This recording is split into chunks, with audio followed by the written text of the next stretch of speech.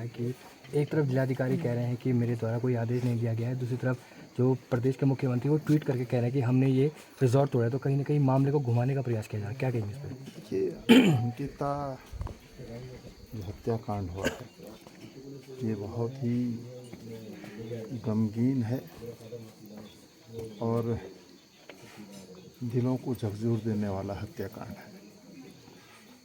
और जिन लोगों ने इस हत्याकांड को अंजाम देने का काम किया है, फास्ट ट्रैक कोर्ट पे उसकी सुनवाई होनी चाहिए और जो दोषी हैं निश्चित रूप से हम न्याय व्यवस्था पर पूरा विश्वास रखते हुए ये ज़रूर कहना चाहेंगे कि ऐसे लोगों को, ऐसे दरिंदों को फांसी की सज़ा मिलनी चाहिए। ये गंभीर विषय है कि जिलाधिकारी इस बात को कहते हैं कि रिजॉर्ट्स को ढहाने का आदेश उन्होंने पारित नहीं किया। मुख्यमंत्री जी अपने ट्वीट के माध्यम से कहते हैं कि इस रिजॉर्ट पर जो है हमने बुलडोजर चलाने का काम किया। मुझे लगता है कि जो साक्ष्य वहाँ पर थे उन तमाम साक्ष्यों को नष्ट करने का प्रयास किया गया है। ना तो वहाँ सीसीटीवी फुटेज अब मिल पाएंगे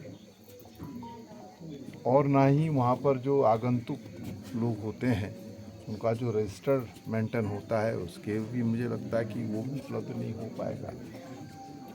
तो ऐसी परिस्थितियों में मैं समझता हूँ कि ये सरकार पर और प्रशासन पर प्रश्न चिन्ह खड़ा करता है कि भाई आखिर किसके आदेश पर उस रिजॉर्ट्स को जो है बुलडोजर चलाने का काम किया गया है। इसीलिए हम कहना चाहते हैं कि इसकी सीबीआई जांच भी होनी चाहिए ताकि वास्तविकता सामने आ सके। और जो ट्रैक रिकॉर्ड है रिजॉर्ट्स का भी और रिजॉर्ट्स के जो मालिक हैं उनका भी, वो बहुत साफ सुथरा नहीं है। वो कई ऐसे कृत्य पूर्व में भी कर चुके हैं जिस पर लगातार जो है लोगों ने आवाज़ बुलंद करने का काम किया है।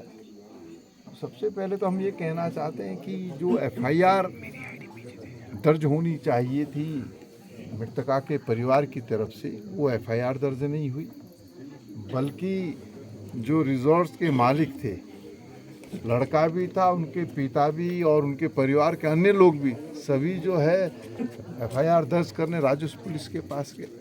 तो कहीं ना कहीं कोई ना कोई घालमेल तो है। और आज परिवार को भी और हमको भी ये संशय है कि भाई जो अभियुक्त है, जो रिजॉर्ट का मालिक है, उनके पिता प्रभावशाली हैं, कहीं वो जो है अपने प्रभाव का इस्तेमाल करते हुए तमाम सबूतों को नेस्तनाबूद ना कर दे। और अगर सबूत को नेस्तनाबूद किया जाएगा तो फिर आगे हम कैसे बढ़ पाएंगे। इसलिए सीबीआई जांच होनी चाहिए और जांच प्रभावित ना हो, इसलिए पूरे परिवार के ऊपर जो है कड़ी निगरानी होनी चाहिए या वो पुलिस की निगरानी में रहने चाहिए ताकि वो जांच को प्रभावित ना कर सके। अब सरकार सोई हुई है, कानून व्यवस्था पूरी तरीके से प्रदेश के अंदर ध्वस्त है, कहीं पर भी कानून का राज दिखाई नहीं दे रहा है। आज कितने दिन हो गए हैं, हम समझते थे सरकार संवेदनशील होगी और संवेदनशील सरकार सदैव आगे बढ़कर कार्य करती है, जो होता हुआ दिखाई नहीं दे रहा है। परिवार की आर्थिक स्थिति आप देख सकते हैं कितनी दयनीय है। प्रदेश की सरकार के माध्यम से इस परिवार को फिर से जो है अपने पैरों पर खड़े करने के लिए कोई बात नहीं कही गई। आखिर क्या जो है सरकार जो है इस सूबे के अंदर करना चाहती है।